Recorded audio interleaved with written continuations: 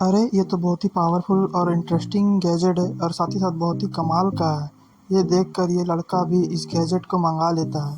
देखते मंगाने के साथ ही ये ओपन करने लगता है। ओपन करने के बाद ये टेबल पे रखता है। टेबल पे रखने के बाद दूसरा भी आ जाता है। दूसरा आने के बाद ये टेबल को ही उस गैजेट से उठा लेता है। दिखते ही तो सोचता है बहुत ही पावरफुल गैजेट है।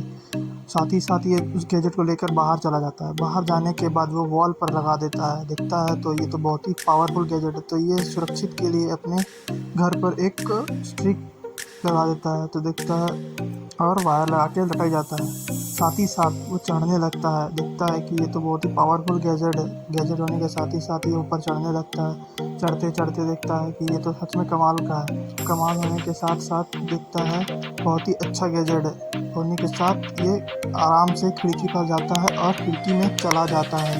तो ऐसा वीडियो देखने के लिए लाइक एंड सब्सक्राइब करें। बाय।